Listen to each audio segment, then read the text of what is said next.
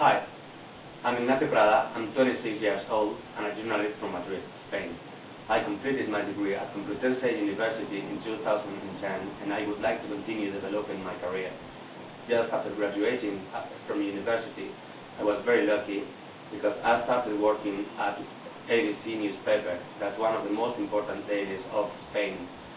I learned many things there and I'm hungry to learn more. I would like to continue supporting my professional career, especially in the fields of television and new technologies. I believe here is where the future of communication and journalism lies.